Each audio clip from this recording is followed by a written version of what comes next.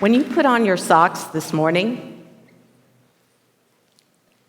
how did you do it? Did you sit?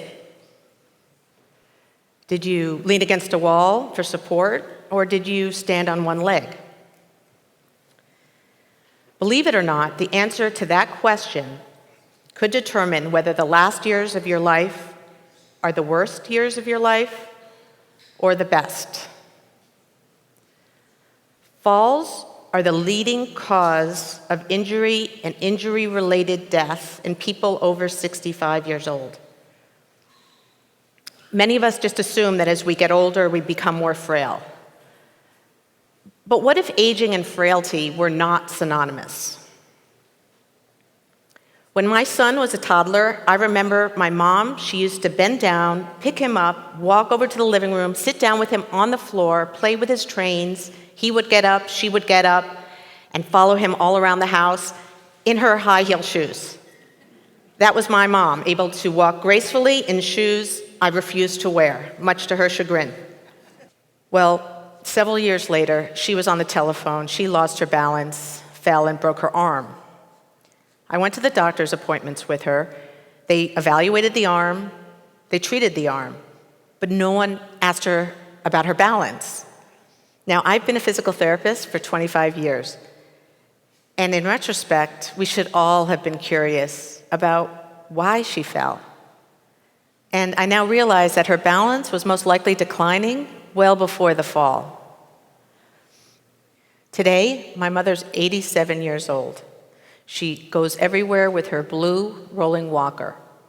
She has someone next to her all the time to catch her in case she loses her balance and topples over, which happens often.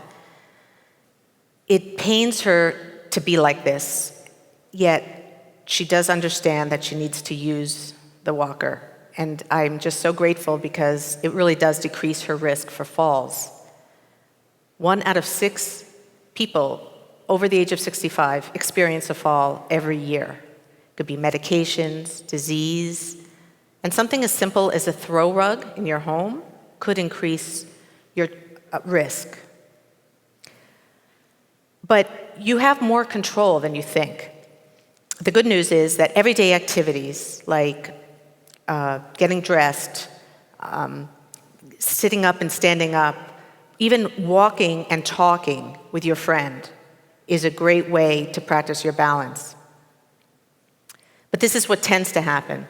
Let's say you're putting on your socks, you try, and you wobble a little bit. So then you decide, oh, next time I'll lean against the wall, and then, oh, my leg got a little tired. So the next time you say, I'll sit down, and that's okay, right?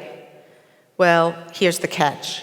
Just like our muscles weaken if we don't use them, our balance weakens if we don't practice balancing. You know that saying, if you don't use it, you lose it? Well, that applies here very well.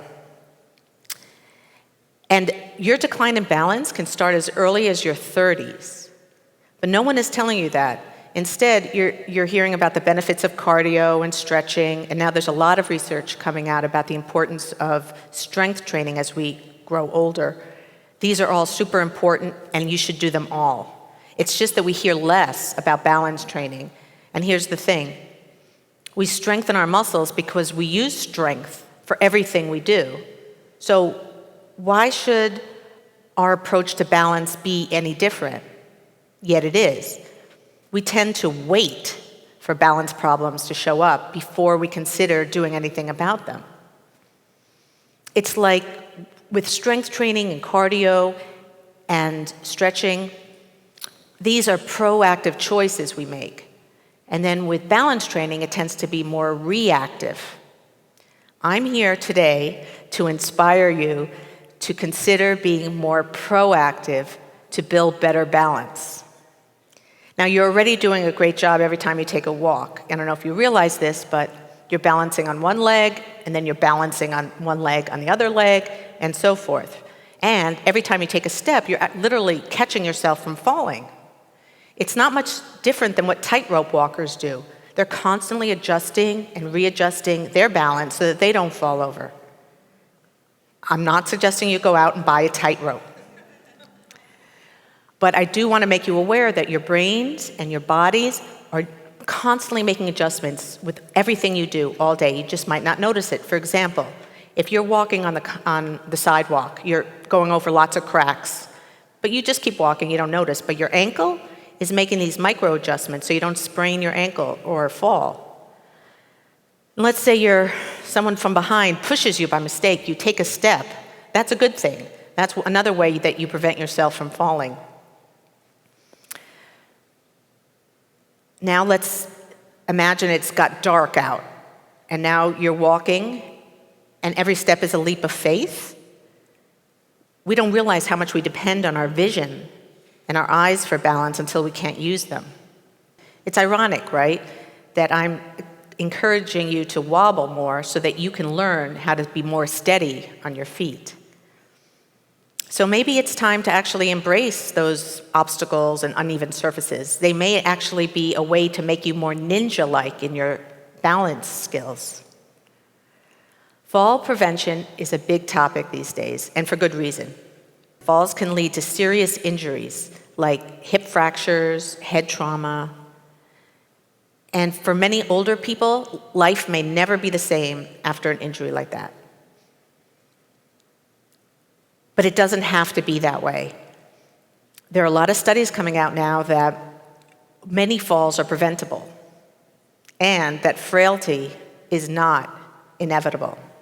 The problems associated with aging, like muscle weakness, posture changes, balance issues, they don't happen overnight. They happen much earlier than you even realize. Think back when you were a child. If you were able, you would run around, climb things, fall down, get up, jump. When was the last time you jumped? And I bet that most of you sit a lot more now than you used to. I know I do. It's like when we get older, we tend to challenge ourselves less physically, and we tend to avoid anything that makes us feel uncomfortable. Like when we're in an airport and you have the choice between the stairs and an escalator, I bet most of you choose the escalator. If we're in a grocery store, I know I push the cart instead of grabbing a basket, filling it with groceries, and carrying it. We tend to buy shoes with more and more cushioning.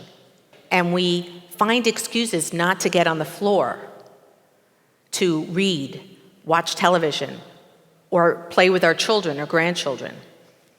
These choices weaken our ability to balance so gradually that we don't know that anything has changed until there's a problem, just like what happened to my mom.